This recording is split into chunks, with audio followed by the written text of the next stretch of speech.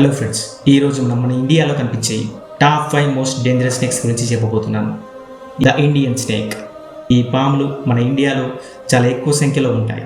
ఇవి 6 feet వరకు పొడవు పెరుగుతాయి. వీటిని మనం చాలా ఈజీగా గుర్తించవచ్చు. దీని యొక్క విషయం వచ్చేసి న్యూరోటాక్సిన్. అంటే ఈ విషయం మన బాడీలో ఎంటర్ అయిన తర్వాత మన నర్వస్ సిస్టమ్ని డ్యామేజ్ చేస్తుంది. తద్వారా మనిషి ప్యారలైజ్ అవుతాడు. అంతేకాదు, రెస్పిరేటరీ ఫెయిల్ అయ్యి కాటు వేసిన సమయం నుంచి 2 గంటల్లో మనిషి మరణిస్తాడు. The saw scaled viper. దీనిని లిటిల్ ఇండియన్ వైపర్ అని కూడా పిలుస్తారు. ఇవి ఇసుక ప్రాంతాలలో ఎక్కువగా కనిపిస్తాయి. ఈ పాములు 2 feet వరకు పొడవు పెరుగుతాయి. వీటి శరీరం పైన జిగ్జాగ్ ప్యాటర్న్ని కలిగి ఉంటుంది. దీని యొక్క విషయం వచ్చేసి హీమోటాక్సిన్. ఈ పాము కనుక కాటు వేస్తే మనిషి తీవ్రమైన నొప్పితో బాధపడుతూ కాటు వేసిన భాగంలో అధికంగా స్వెల్లింగ్ ఏర్పడి బ్లీడింగ్ ఎక్కువగా ఉండి మనిషి మరణిస్తాడు. The Russell's viper. మన దేశంలో చాలా సాధారణంగా కనిపించే పాములలో ఈ రసెల్స్ వైపర్ కూడా ఒకటి.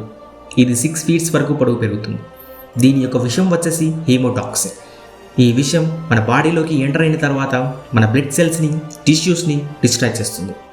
దీనివల్ల ఇంటర్నల్ బ్లీడింగ్ అయి మనిషి 45 నిమిషాల్లోనే చనిపోతాడు.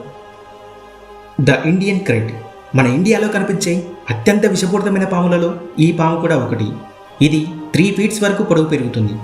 ఇది చూడ్డానికి చిన్నగా కనిపించినప్పటికీ చాలా విషపూరితమైన పాము. దీని యొక్క విషయం వచ్చేసి న్యూరోటాక్సిన్. ఈ పాము కాటు వేసిన 45 నిమిషాల్లో మనిషి మరణిస్తాడు. The king cobra. మన ఇండియాలోనే కాదు, ప్రపంచంలోకెల్లా అతి పొడవాటి పాములలో ఈ పాము కూడా ఒకటి. దీని పొడవు 18 feet వరకు ఉంటుంది. దీని యొక్క విషయం వచ్చేసి న్యూరోటాక్సిన్.